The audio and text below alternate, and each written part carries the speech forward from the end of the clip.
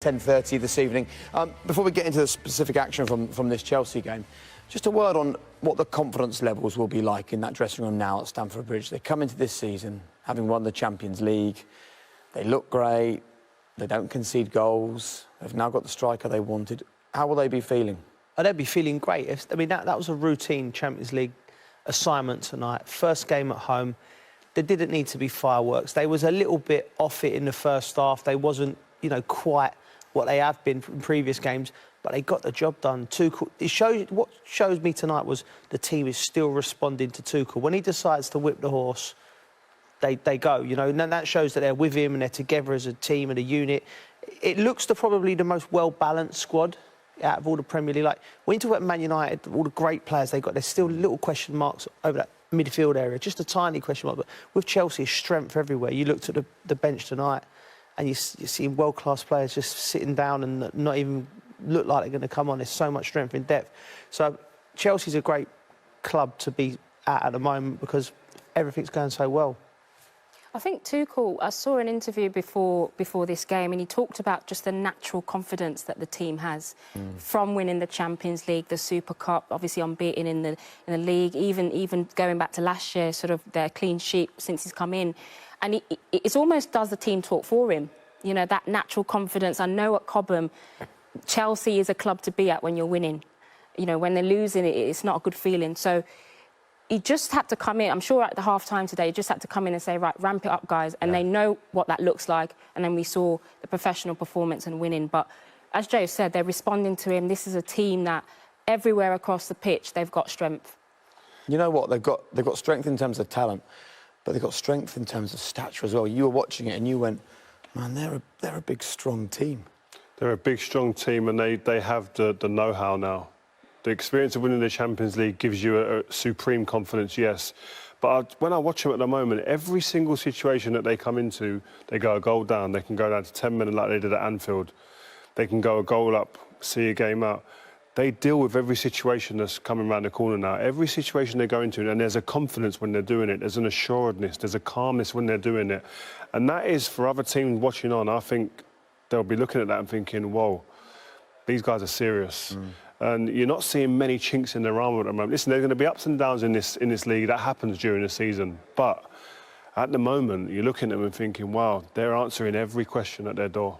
My only thing with Chelsea is the midfield. If I'm an opposition team looking at Chelsea, I'm thinking, pack out the midfield, outnumber them. They play two in there. You know, we saw Villa do it at the weekend. That's the only thing. How can Tuchel tactically deal with opposition who pack out the midfield? That's the only way I see Chelsea struggling this season.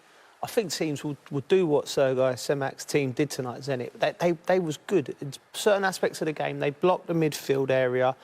They was diligent. They dug in. They was organised, but they didn't have the outlet. There's a couple of occasions when they did everything right, got the ball, looked up, tried to drop it in behind, but then Chelsea have got Rudiger and Christensen, who are rapid at the back, or Reece James or Aspilicueta, good defenders that concentrate, so they couldn't get out. And at the weekend, I mean, we're seeing teams do that. Villa done it. Yeah. Villa played well to a point. Yeah. But then you breached the back line, the defence.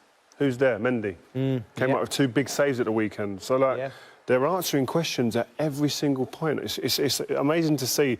The transformation in the team's results and the confidence, is particularly in the players that weren't playing that the managers brought in, has been phenomenal. Should we hear from him?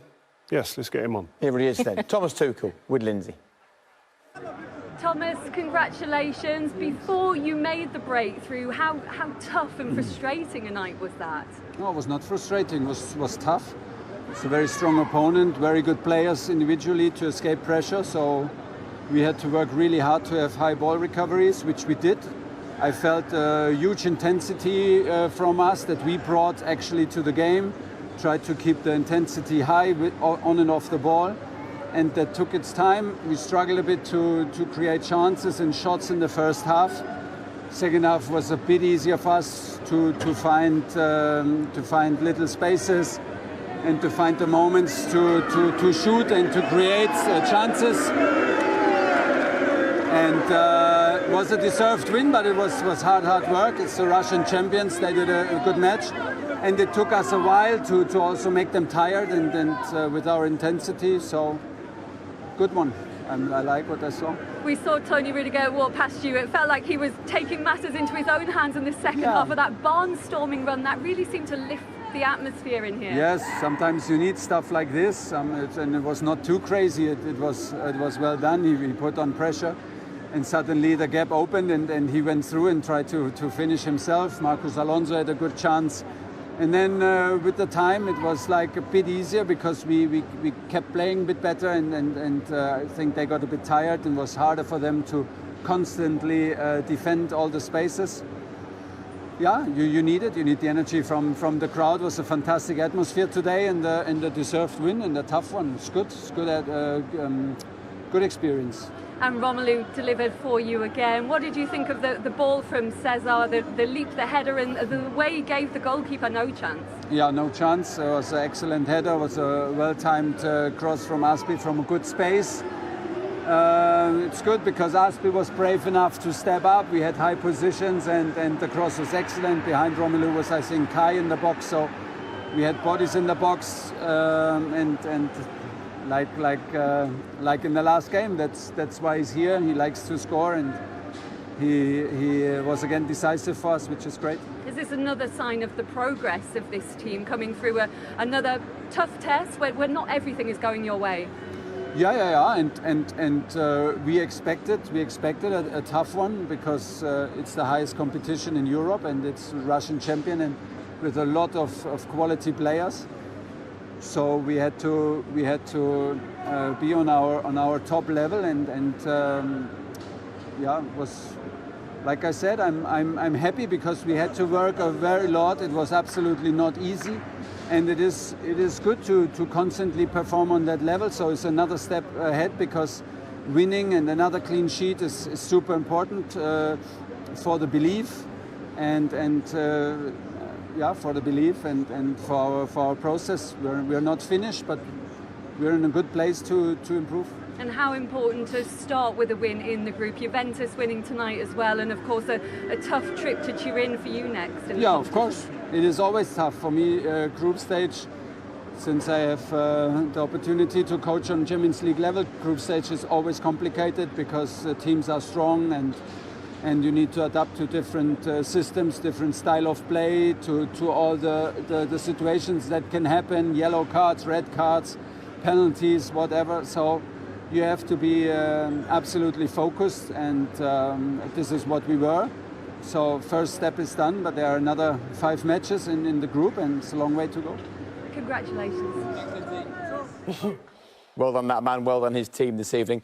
It was interesting, wasn't it, for us four? Because we spoke at half-time about, do they make a change? Do they get more support up front? What does he do at half-time?